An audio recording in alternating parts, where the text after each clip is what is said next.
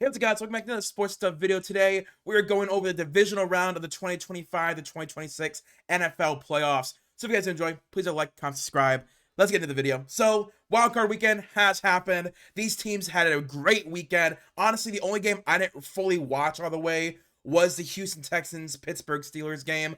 I watched like the first quarter and a half, first half of the game. And I'm like, yeah, I'm not watching this crap. This sucks. So I turned it off. To be honest with you, I turned it off. I'm like, I'm not watching this crap. So that's the one game, excuse me. That's the one game I can't talk in depth about. But let's get into these other games. Starting off with the Houston Texans at the New England Patriots. The Patriots, they had a great win in Drake May's second season, Mike Vrabel's first season as their head coach. They did their thing. They handled business, and they're going to be moving on to the next round of the playoffs.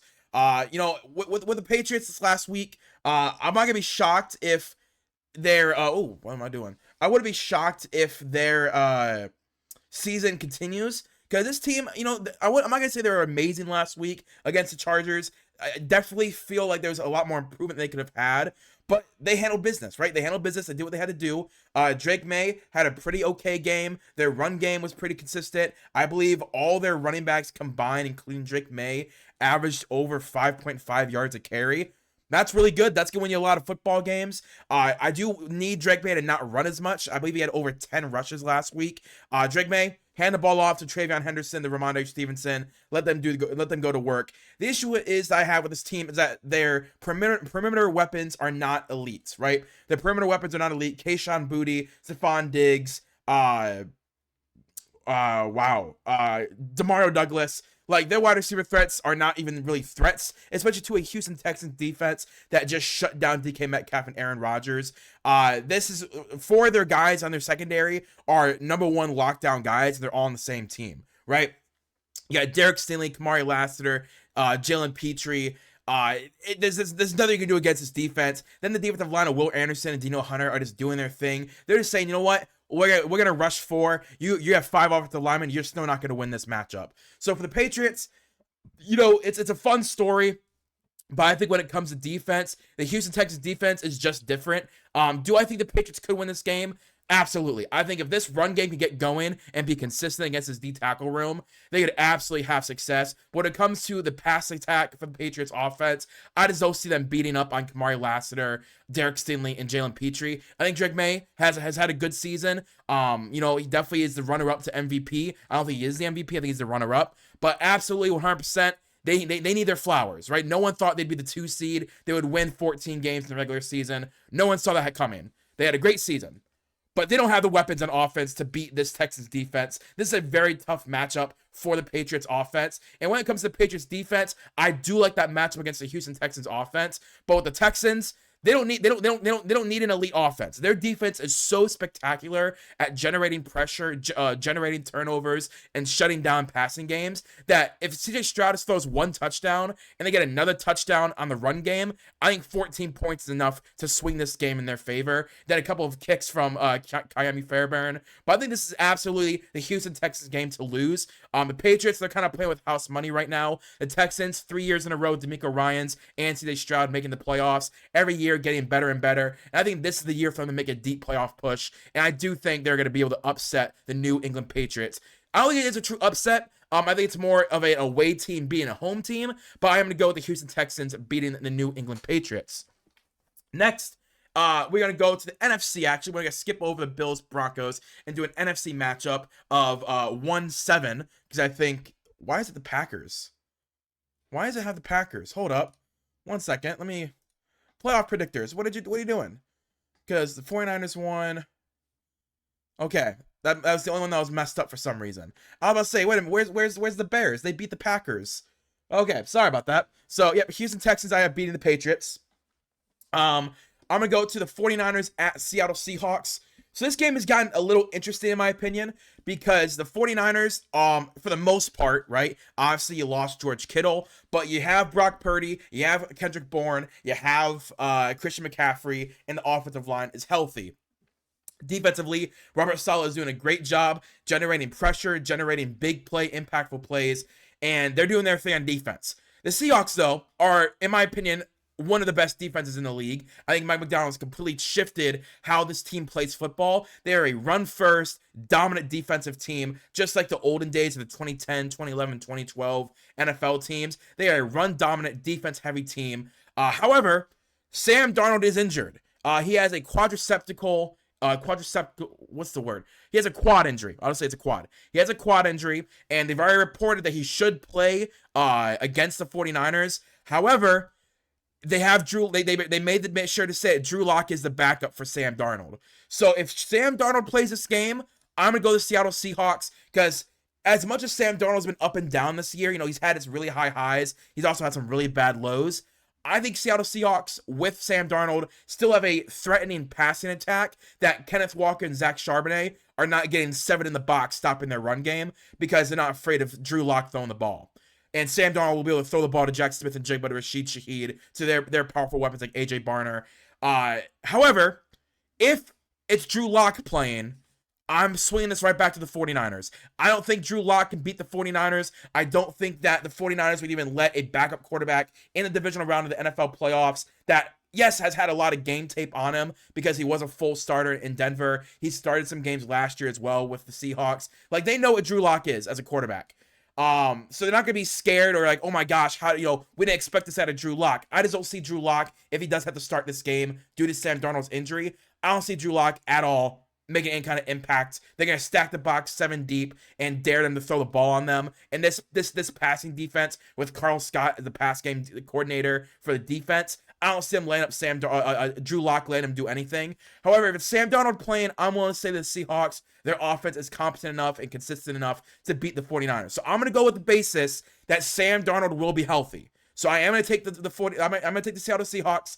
Again, against this defense, Fred Warner is not coming back. They're still on their linebacker 5 and 6. It's a great story for the 49ers this year so far, that even with all the injuries they've sustained, all the guys in free agency they lost, like Dre Greenlaw and Talanoa Hufanga, that they've still been able to make this amazing run and be a winning football team, make the playoffs at 12 and 5, and win a playoff game. All credit to them. All credit. But if it's Sam Darnold, I don't see the Seahawks losing this game. Back to the AFC, we had the Buffalo Bills at the Denver Broncos.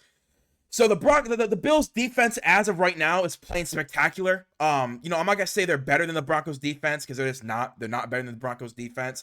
But I will say that if the Buffalo Bills are healthy and everyone is clicking on all cylinders, I'm going with the Buffalo Bills beating the Denver Broncos. So the Broncos offensively, Bo Nix is too inconsistent. I think he is the true game managing quarterback, where he may have a game where he takes a step above game manager and actually makes some high impact, high level throws. But more times than not, you're going to bet on him to throw the ball, and it's mostly yak yards after the fact. Taking the easy checkdowns, taking the easy crosser, not making high, difficult, high-rate throws like Josh Allen does. Defensively, the Broncos can go as far as their defense can take them. If this defense even has a slight off game, the Buffalo Bills are going to take advantage of that.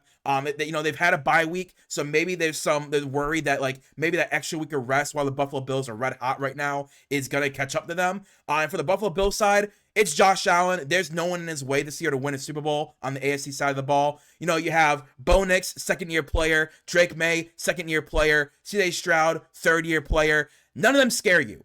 The only thing that scares you is the Broncos defense and the Texans defense. You're not scared of the Patriots defense. That's the only thing that Buffalo Bills offensively have to worry about. Defensively, the Buffalo Bills are not really worried about any of these offenses either. I think all of them have good to really good players. Like Drake May is really good. The running backs are really good, but the passing attack you don't really have to worry about. The Texans, they have really good wide receivers. Can C.J. Stroud deliver the ball to them consistently? Can their running backs get more than 4 yards a carry? That's the question. Then for the Broncos, can Bo Nix be consistent for longer than 2 quarters? No, he has not shown that he can so far, and their run game has been inconsistent as well. So the only thing consistent about this AFC playoff window is the Buffalo Bills. We know what Josh Allen is. We know what these wide receivers are. We know what the tight end group is, and we know that James Cook just led the league in rushing. We know that Josh Allen is one of the best quarterbacks in the league. We know his defense, as of right now, is clicking on all cylinders and is a top 5, top 6 unit since I believe week 13 or week 14. The stat I read yesterday was this defense is doing everything. This offense is doing everything. I just don't see the Broncos offensively beating the Buffalo Bills Bills, and I do see Josh Allen having his way with this Broncos defense. So we're seeing a Buffalo Bills, Houston Texans AFC Championship game where it's Buffalo at Houston. That's fantastic. I'm not gonna lie to you guys. That would be an amazing game. I would put the Buffalo Bills as my favorite, and this would be a Buffalo Bills AFC champion, and they're going to the Super Bowl. That would be amazing. I think it's a great story, and this is my prediction. So I have the Houston Texans upsetting the New England Patriots at home, and I do have the Buffalo Bills beating the Broncos at home, which honestly is an upset. I bet I don't gamble, so I don't know what the lines are, but I 100% believe that the Bills are the betting favorite for that game. And the final game of the NFL playoffs is the Los Angeles Rams at the Chicago Bears. So it is in Chicago. For all of you who are not Midwesterners, we just got 18 inches of snow yesterday in one day. 18 inches. It is bitter cold. It is not going to be over 25 degrees till next Wednesday. It is going to be below 25 degrees for 6 days straight. There's going to be a lot of snow, cold, high impact winds off of Lake Michigan. This is going to be a fun game. I think it's going to be a very run-heavy game, very defensive-heavy as well. The question is, what team is going to prevail? What team is going to show up? Are we getting the Chicago Bears where they can't score in the first 3 quarters, but in the 4th quarter when the game's on the line, Caleb Williams show up? Are we getting the LA Rams where Devontae Adams is one of the best wide receivers in football in the red zone, where Puka Nacua is one of the best receivers when it comes to consistently getting 3rd down turnovers? Are we getting MVP Matt Stafford? Are we getting 1,000-yard rusher Kyron Williams, who averages 10 touchdowns a year? Are we getting a defense of the Rams that has been playing over expectations the last 2 months? Or are we getting the Bears defense that is playing over all the injuries that have plagued this team, where you have Nashawn Wright coming off the street and leading the team in turnovers with Kevin Byard at 31 years old with 6 interceptions? What team are we getting?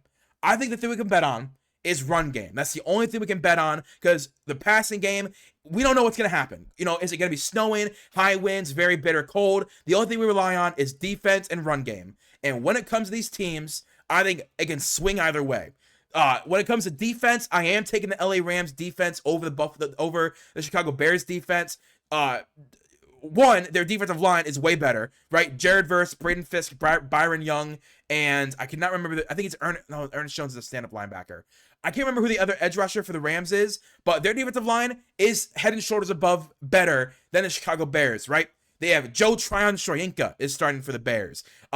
Grady Jarrett, yes, veteran leader. I like Grady Jarrett. Gervin Dexter, I'm a big fan of Gervin Dexter.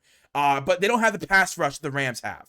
Then for the run game, I think it's pretty even, right? I think Kyron Williams is the best running back of the 4 options, right? You have Kyron Williams and Blake Corum versus DeAndre Swift and Kyle Monangai. But I think the offensive line, the interior offensive line of the Bears is better than the interior offensive line of the Rams, right? I think from Joe Thuney, Drew Dahlman, and Jonah Jackson, that is better than Kevin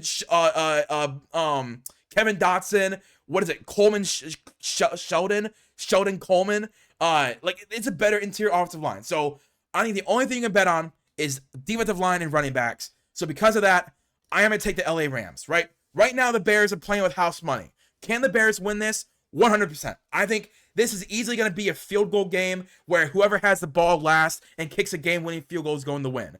I am 100% saying that. I think the Bears can win this game. But if I'm going off what I just said, where this could be a defensive-heavy game with good running backs, I'm taking the team with the better running back and the better defense, and that's the LA Rams. But if the Chicago Bears at home, rejuvenated, this team with Ben Johnson making an NFC Championship push in year 1 with an elite quarterback in Caleb Williams, a really good offensive line, okay running backs, great receiving threats, and fine defense, that's a great story. And then LA Rams, Matt Stafford, and probably his last year, MVP favorite, with Puka Nacua, with Devontae Adams, Kyron Williams, this offensive line, this defense.